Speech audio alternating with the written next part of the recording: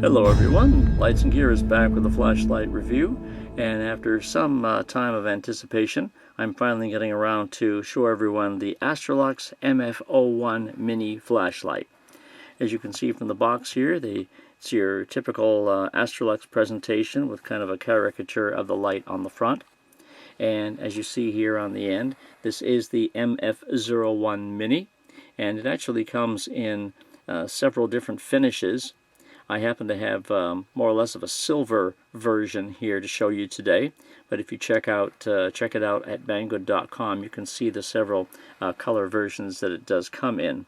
Every light does have the SST-20 LED, and this light features an LED tint 6000K. So it has a very nice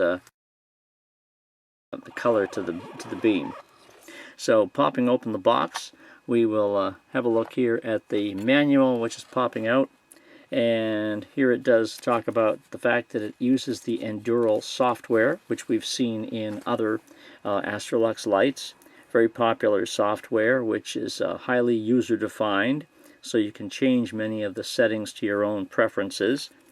So here is the manual, and also in the package you have this little adapter for a different size battery, so we'll get to that in a second. Here you have the little package of accessories. Just a couple of spare O-rings and a lanyard are packaged up in here, and the star of the show is the MF01. This is just over 4 inches long, and as you can see, it has a thick barrel on it, so it can accommodate a 26650 battery. But here is the switch, and on the bottom it's completely flat. It does have the name right there, and the knurling here is not too bad for gripping purposes. Has some fins here to take care of some of the heat dispersal, to cut down on the heat. And your LEDs are right here. Yes, I said LEDs. There are 1, 2, 3, 4, 5, 6, 7 SST-20 LEDs, which make up the MF01. So what you're going to get here is a very floody light. There's not much in the way of beam distance or beam throw, so you'll get a beam that certainly floods up the area that you happen to be trying to illuminate. And on the other side is the USB. It is a USB-C, so a lot of people do like the USB-Cs these days instead of having the standard USB connection for charging the battery. And that pops off and pops back in very, very nicely. No effort there to get the cover back on. So let's start with taking off the cap. Oh yes, you can also of course take the head off and just have a quick look up in there, which is not much to see, just an electronic post in there. Nice O-ring right here on the threading. So taking off the tail cap, there's a nice big spring here, and there's another O-ring there on the threads. Nice large spring in here to accommodate different types of batteries and different lengths of batteries. Now inside the tube is an adapter, and at first when I first opened this, I didn't think it came out. But it does, and there it is. So with the adapter out like this, you can use a 26650 battery to power it, and that goes right down inside there. Or you can put the adapter back and use a 21700 if you like, and that'll fit into it just like that. Or you can take the other little adapter cap and you can take an 18650. Now of course any of these other battery choices would not necessarily be the preferred type of battery. I think Astrolux prefers the 26650, so you can use any of these, but these might be perhaps in an emergency situation if you happen to have, maybe if your 21700 is on the charger or something like that, or whatever. You can use one of these in a pinch. So with this one, you can kind of put this together any way you like. You can put the battery in like this, and then put the little top on top of it like that. So I believe that is the preferred way of using this. Or you can put it inside the ring first and then slip it inside. Doesn't matter. But either way, it'll fit like that. Now, there'll be generally a teeny tiny, maybe bit of a rattle there once it's in, but once the cap is screwed on, it's pretty secure in there, so there's really no chance of it rattling once the tail cap is on. But I wouldn't recommend an 18650 for regular use. It will have a couple of restrictions, I believe, as far as the output is concerned, or obviously the amount of runtime available. So the choice here will be a 26650 for the time being, so we'll take everything back out and put that in. So put the cap back on. If your battery is a little bit longer than some, you may have to work a little bit to get the cap back on. And if so, you can always attach it, or you can always take the head off and put the battery in that way, if you like, to get everything back together. So there are a lot of features on this light because of the Anduril software.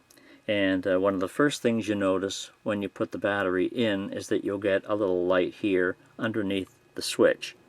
And this is actually, you can change this. You can have this. Actually, when you first get the light, it's not quite as bright as this. This is actually set to high. When you get this, the predefined setting is low, so it's about half the brightness of this. But the way you change it is by clicking the button 7 times, just the way it is right now. Click the button 7 times, and you'll get a choice of either having this on low or high, which it's on right now, or it could actually be on a flashing setting, or it can be completely off. So those are your choices with the switch here. As long as the switch is lit, you'll also have auxiliary LEDs in here, which are lit at the same time. Now, can you see that? They're blue. Let me turn this light off. So there you have blue LEDs like that, which are on as long as the switch is on. And again, whatever the switch does, these will do also. So they can either be high, low, blinking, or completely off. Now, if I turn the light in at a specific angle, you should be able to see some green in here, and that indicates that the battery is strong. That indicates that the battery is between 3.9 and 4.2 volts. It may be a little hard to see on this camera, but there is and you can only see it at an angle. You can't see it straight on. Straight on, you'll basically only see the blue lights, but if you turn it this way, you'll see little inklings of green in here, and that is sort of like, it's not so much of it is kind of like a voltage indicator, although there is a battery check mode within the light anyway. But if you see the green in here sparkled within the blue, then you'll know that the battery is good. Once the voltage of the battery drops below 3.9, those green speckles turn purple, and then it's a slightly different configuration for them. And then as the battery dips below 3.2, all of that disappears and you see red within the center. And if you want to see pictures of these, you can check out my written review at lightsandgear.com, where I have pictures of all the different color variations, or at least of the green and the red. So you can check that out at lightsandgear.com. And there is a battery indicator, as I said, so all you'd have to do is press this 3 times while the light is off, and then it'll blink the battery voltage like this. 1, 2, 3, 1, 2, 3, 4, 5, 6, 7, 8, 9. So 3.9 volts is what it's telling us the battery is right now. And then to shut that off, just press the button. But I think this is pretty cool. I've certainly never seen a flashlight like this before with all these little twinkling lights. I mean, it's cool. It doesn't, you know, the purpose that it serves is that it's cool. So to show it around to people like, hey, that's cool. So basically, that's what that is. And if you don't want it, you can set it so it's completely off all the time. So again, that's one of your choices. Anyway, let's have a look at the manual quickly just to familiarize ourselves with some of the features of the light. And there are many, as with any light that has the Anduril software. You get all kinds of flashing modes on it, and if you want to see a complete description of those, you can check out my written review. But you get the bike flash, the party strobe, the tactical strobe, the lightning storm mode, and so forth. And of course there's also a lockout feature. And in the manual is the UI diagram here in its basic form. So elsewhere within the features, you'll have a momentary mode. You can have whereas you just every time you press the button, the light is on, and that's all it does. It just presses on and off. There's a muggle mode, which all of the lights using this software have, and the muggle mode is where you can loan it out to a friend, and it won't get any brighter than about 300 lumens, so they won't burn anything down or blind themselves or someone else. So that's meant for flashlight novices or flashlight newbies, I guess, until they get accustomed to how to operate one.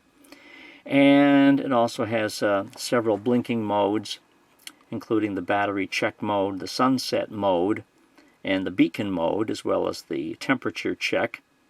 The sunset mode is kind of like something that you might use before you go to bed, and it'll just keep getting dimmer and dimmer and dimmer and shut off after about an hour.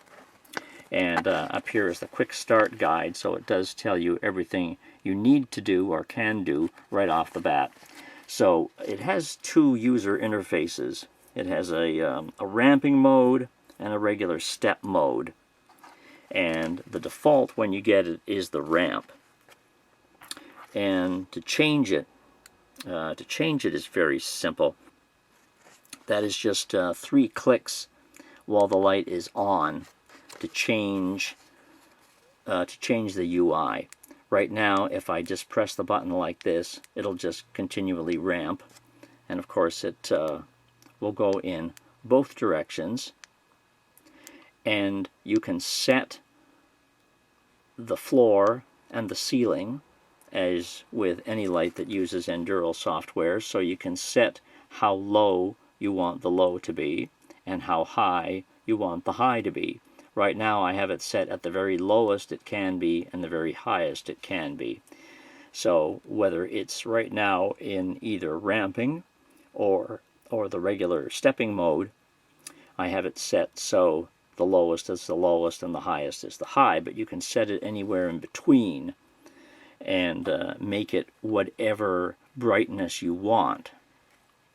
You can make the ceiling as bright as you want up to the maximum, and you can have the lowest as low as you want as well. This is very, very low when it's on this lowest setting. It's probably about 1 lumen, so you can see that right there. And as I was saying before, this has a rather warmish color tint to this particular model. So this is the lowest here, and of course with a quick press it will start to ramp up. Now you can also set when it's on the stepping mode. Now if I do the clicks over here, 1, 2, 3, it gives me a little blink, and now it's in stepping mode. So now it'll step through as long as I continue to hold the button. It'll step, and you can set how many steps you want, up to over 100 different levels if you want. I have it set to 5 right now, so basically I have it going like the lowest low, like a moonlight, and then low, medium, high, turbo. So that's how I set it right now, and this is turbo right now. Incredibly bright. I'll show you some pictures outside in a few minutes here. Now it does start to get hot after about, even just holding it for 10 seconds, it starts to get hot on that turbo mode. So you do have to be careful about that. And it does have automatic step downs. So as the heat increases, it should automatically step down after a couple of minutes or so, and gradually do that so it doesn't do any damage to the LED or whatever. But I believe this is high we're on right now. Yeah, there's turbo. So as I say, you can set the number of steps you want here to go as short or as wide as you want, and to go to cover the span of whatever setting you have for the lowest and the highest. So again, it's completely user friendly in that regard, as being able to set what you want. The stepping here does go up and down as long as you keep pressing it. If you leave it for a second on one particular mode and then go and press it again, it'll just go up. So if you're on high and you want to get back down to low, unfortunately you do need to press it and go up and then go back down again. So that's one thing to keep in mind if you're in the stepping mode, or if you have it set to stepping, that you might need to go back up before you can go back down in most cases. So if I click it 3 times, 1, 2, 3, it'll give me the quick little blink, and now I'm back to the ramping. So changing it back and forth is as simple as that. Just clicking it 3 times and you can do whatever you want. Let's right now actually take it outside and check out what you can see with it in the darkness of the night, especially in turbo mode. Check this out.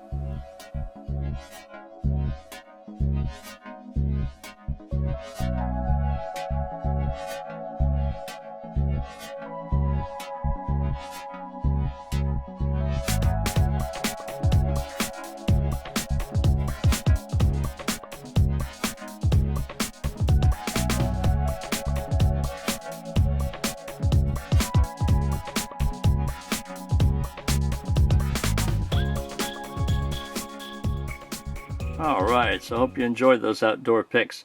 There are some more featured at my written review at lightsandgear.com, so if you didn't get enough of them, that way you can check those out at my written review.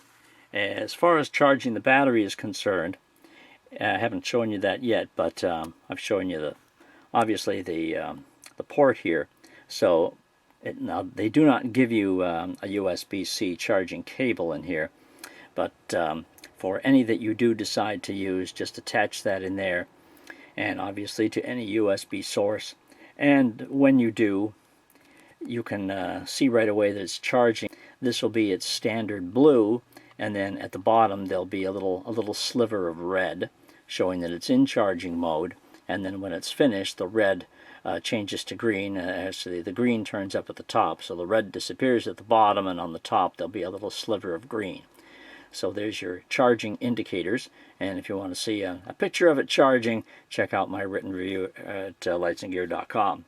But there are so many settings in this because of the software. It's almost mind-boggling. But if you have looked at any other Anduril software lights, then you know exactly what I'm talking about. And by visiting my written review, you can read about those in greater detail and get a feeling of how those operate. Plus a couple of other of my videos have gone into those in more greater detail as well. And if you check out my written review, there'll also be a link, as there is in this video as well, to picking one up at banggood.com, and you'll get a good price there. The Anduril software, again, makes this quite an incredible flashlight. Of course, it is a little bit too thick for a pocket clip, but the accessories do include the lanyard, So you can always attach that, which you would do right here at the bottom, and use that how you see fit. And the different types of batteries that it accepts is very unique. So it's that is also a handy thing if you're taking it on a trip or whatever, and you have a certain number of batteries with you, or you can certainly take a variety of batteries and use whichever is convenient at that time. And so anyway, if you like this review, please leave me questions and comments below, of course, and check out my written review of the MF01 on my website at lightsandgear.com. And we will see you next time with more. Hope you've enjoyed it this time around, and if so, please let me know below, and be sure to subscribe, as we'll have other videos, of course, coming up from time to time. So check it out. Astrolux MF01 Mini. That's been our review for today. Hope you've enjoyed it. We'll see you next time. Take care.